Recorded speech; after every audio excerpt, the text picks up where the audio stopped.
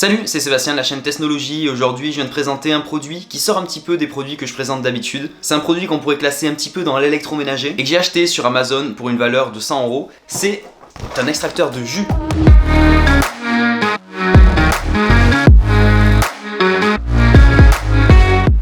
Bon, je te présente ça parce que c'est toujours plus sympa de faire ses jus soi-même plutôt que d'acheter à chaque fois des multifruits ou des jus d'orange qui sont déjà faits et achetés dans le commerce qui sont pleins de conservateurs.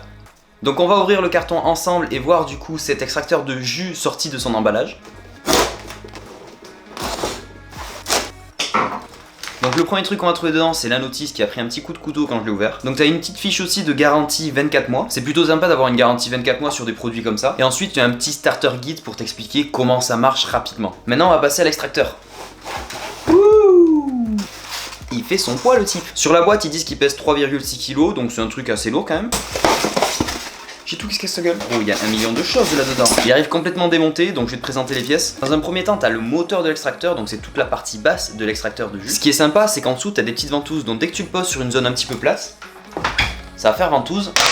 Et après, du coup, pour le retirer, ça va être beaucoup plus compliqué. Donc c'est très bien, ça glissera pas sur un plan de travail. Ensuite, tu as toute la partie broyage qui est assemblée en un seul bloc. Bon, bien sûr, tu peux le démonter pour le nettoyer à l'intérieur. Et là, c'est l'endroit où on va mettre nos fruits pour qu'ils se fassent écraser à l'intérieur. Donc cette partie-là vient s'assembler juste là, comme papa dans maman. Ensuite, il faudra faire une rotation d'un quart de tour pour pouvoir le loquer. Voilà, maintenant il bouge plus. Ensuite, tu as une sorte de petit embout pour pouvoir justement pousser tous tes fruits vers le bas. Et les deux dernières choses qu'il y a à l'intérieur, ce sont des petits récipients où on peut mettre justement le jus qui a été extracté par la machine et tout ce qui est pulpe et déchets qui sera rejeté par la machine aussi.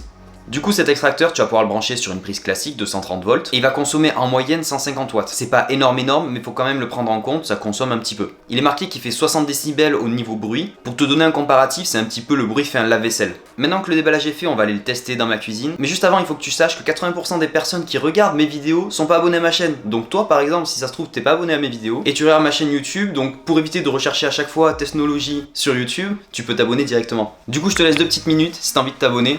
À de suite.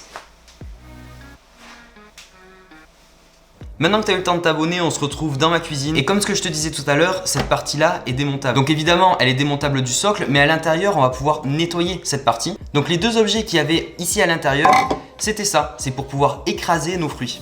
Donc c'est très simple, cet objet-là va rentrer là, comme papa dans maman. Et quand le moteur va tourner, ça va amener le fruit s'écraser contre cette partie-là. Et c'est ça qui va nous faire extraire du jus.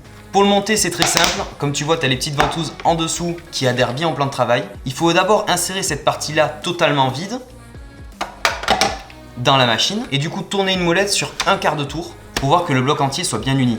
Ensuite, il va falloir rentrer cet objet-là dans la machine. Du coup, tourner juste un petit peu jusqu'à voir que c'est bien à l'intérieur. Et ensuite, mettre cette partie qui permettra d'écraser les fruits et donc du coup de sortir du jus. Une fois que ces deux parties sont mises, on a le petit embout qui vient juste extraire la pulpe vers devant, qu'il faut mettre d'abord de biais, puis tourner pour le loquer. Du coup, il nous reste ça, plus les deux récipients. Donc ces récipients vont avoir des emplacements prédéfinis. Le premier va venir se poser juste en dessous pour pouvoir récupérer le jus, et le second juste devant pour pouvoir récupérer la pulpe et que ça tombe pas, que ça dégueule pas juste devant. Donc évidemment, les fruits et légumes que tu voudras mettre à l'intérieur, tu vas pas les mettre bruts comme ça, il va falloir les éplucher.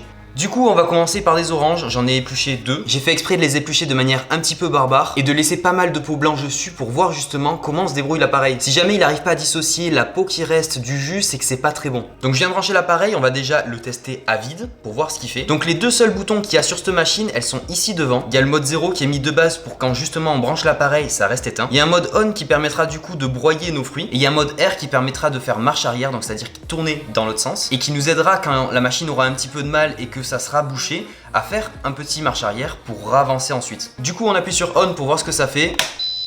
Donc un petit bip. Et la machine se met en route. Du coup, c'est en train de tourner là actuellement. Bon, t'as dû l'entendre avec le bruit. Ça fait un petit peu de bruit quand même, hein. Bon, ça a l'air de marcher. Maintenant, on va mettre les oranges.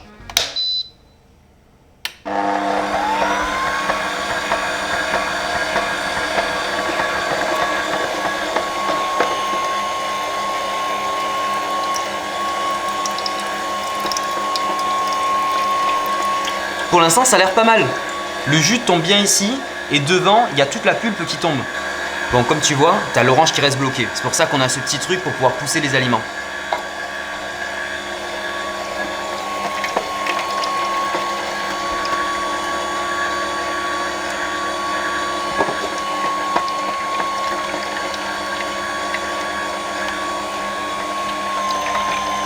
c'est plutôt pas mal.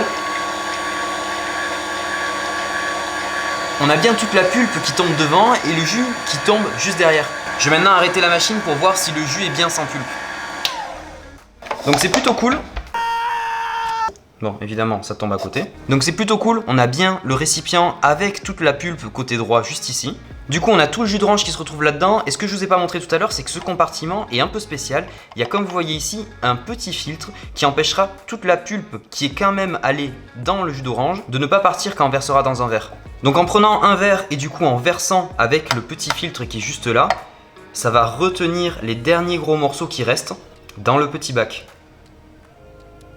Bon, du coup, pour du jus d'orange, le dernier petit filtre retient presque rien parce que tout a été fait en amont, tout a été vraiment séparé en amont. On a quand même un jus d'orange qui est vachement fluide. Et si on refait la bascule, tu vois, il n'y a presque pas de grumeaux. J'en fous partout, je suis en train d'en foutre partout, littéralement. Putain, maintenant que j'ai nettoyé, on va refaire notre petite expérience. Du coup, si tu reverses le jus d'orange, tu vas voir, il n'y a vraiment aucune pulpe qui est restée. Tout a vraiment été bien filtré par l'appareil.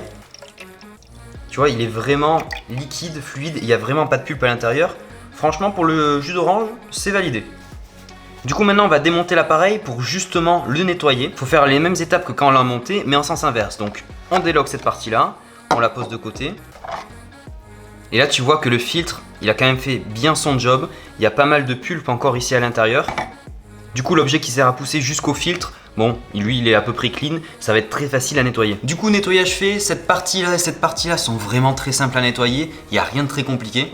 Par contre, pour le petit filtre qui est là, c'est un petit peu plus embêtant. Pour l'orange par exemple, il y a plein de petits morceaux de pulpe qui restent coincés, c'est pas très facile à nettoyer. Je me doute que si t'es tombé sur cette vidéo, c'est que t'es pas là pour regarder des oranges qui se font écraser. Sinon, t'aurais recherché un tuto de presse agrumes. Donc du coup, on va passer à un truc un petit peu plus hardcore. J'ai nommé les carottes. Donc avec ces carottes, je vais d'abord les éplucher et les couper en plus petits morceaux parce que quand même mettre ça à l'intérieur, il va pas aimer le monsieur. Et si pour l'instant t'aimes cette vidéo, tu peux mettre un petit like, ça fait toujours plaisir. Moi je reviens dans une minute, je vais peler et couper ces petites carottes. Du coup j'ai remonté la machine en 2 minutes et j'ai pelé les carottes et j'ai coupé en différents morceaux. Donc t'as de tout, des petits morceaux, des un petit peu plus gros, et un morceau de 10 cm parce que sur la notice il y a marqué que ça peut aller jusqu'à 10 cm. Donc on va tester avec une carotte qui fait à peu près 10 cm. Donc on allume la machine, pareil que tout à l'heure, elle se met en route. On va d'abord tester avec un petit morceau de carotte. Bon, pour l'instant, elle se balade juste ici. Je pense qu'il va falloir appuyer pour qu'elle soit prise en compte par le bloc. Ah ouais, il faut bien appuyer quand même. Hein.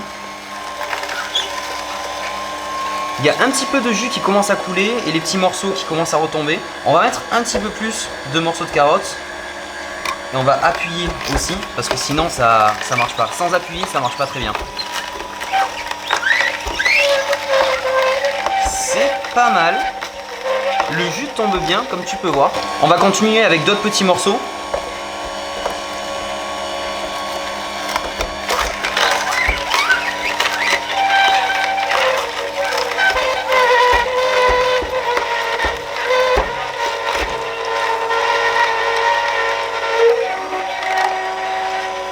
Bon, comme tu peux l'entendre, la machine quand même, elle travaille et ça force un petit peu. Bon, du coup, je vais te montrer d'un petit peu plus près les petits morceaux que je mets à l'intérieur, que j'écrase. Et tu vas voir, le jus tombe hyper rapidement. Franchement, c'est efficace. C'est vachement efficace. Regarde, tu as tous les morceaux de carottes. Bon, maintenant, on va voir le monstre. On va mettre ce morceau de carotte dedans, qui fait 10 cm, pour voir si ça marche. Bon, évidemment, en appuyant, ça écrase la carotte. Et oui, effectivement, ça marche. Ça marche très bien. C'est plutôt pas mal. Bon, tu peux voir, ça c'est le résultat de nos 2 petites carottes. Du coup, elles sont complètement écrasées. C'est plutôt pas mal. On peut limite faire de la purée de carottes avec. Parce que ces petits morceaux-là, quand tu les prends, tu les écrases, c'est rien. Franchement, c'est super fin. C'est pas mal. C'est bien écrasé. Et nous, ce qui nous intéresse, c'est le jus. Donc le jus de carotte, franchement, il est pas mal. Ouais, j'en fais tomber partout. Il est pas mal. Et là, comme tout à l'heure, on va prendre un petit verre et transvaser. Du coup, avec le dernier petit filtre qui est là, transvaser dans un verre pour voir si jamais il y a des particules qui restent ou pas. Bon, du coup, on reprend le verre de tout à l'heure. Et là, on passe tout dedans. Franchement, c'est super liquide. C'est vraiment un jus de carotte, mais jus de carotte. Hein. Il n'y a pas un morceau. Vraiment. Et même à l'intérieur, là, il reste pas un morceau. Ça fait vachement le taf. Franchement, c'est pas mal du tout. Très bel objet. Bon, je viens d'enlever le filtre, comme tu peux voir il est rempli de carottes, va falloir le nettoyer. Si tu mets des aliments un petit peu durs comme la carotte, je te conseille d'abord de les couper en tout petits morceaux. Parce que ça se ressent, sur la carotte qui faisait 10 cm de long, elle avait un petit peu de mal. Donc si tu veux pas le casser au bout d'une semaine d'utilisation, je te conseille quand même de couper les aliments qui sont un petit peu durs en plus petits morceaux. Je repars nettoyer ce filtre, maintenant on va tester avec un aliment qui est beaucoup plus fin. La tomate, je vais les mettre coupée en deux à l'intérieur avec la peau directement. Et j'ai hâte de voir le résultat pour voir si ça trie bien, même avec les pépins, avec la peau. Et justement comme la tomate, la chair est assez fine à l'intérieur, je me demande quand même quel sera le résultat, même si je pense que ça devrait aller. Allez, à de suite. Je viens de nettoyer la machine et le filtre, donc les deux premières parties très bien, comme l'orange, juste un petit coup d'eau et ça s'en va directement. Et pour le filtre, c'est exactement pareil aussi que pour l'orange, c'est très chiant. Donc hyper facile à laver, je dirais pas ça, mais par contre ce qui est bien, c'est que toute la partie devant est démontable et peut être lavée. Il n'y a pas une partie qui reste accrochée à la machine et on va pas devoir passer un coup d'éponge à l'intérieur et galérer pour nettoyer. Toutes les parties qui doivent être nettoyées peuvent s'enlever et donc être nettoyées correctement. Même si c'est pas hyper facile, ça peut se nettoyer. Donc du coup, comme tu peux le voir, j'ai coupé mes petites tomates mais en quartier parce que sinon ça allait pas passer dans le petit tube qui est juste ici. Et on va voir si le jus ressort correctement sans petits morceaux de tomates à côté ou sans pulpe ou même sans petites graines qui est à l'intérieur. Donc c'est parti, rebelote, on l'allume, ça bip et ça s'enclenche direct après. Donc la tomate, à mon avis, on va pas avoir besoin d'appuyer pour qu'elle se fasse broyer. Je pense qu'elle va se faire broyer directement. Pas du tout, je suis mauvaise langue, je dis n'importe quoi. Ça se fait pas broyer. Donc on va appuyer un petit peu.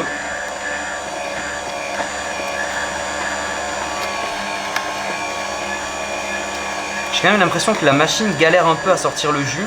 Ça sort très peu. On va continuer avec d'autres tomates pour voir.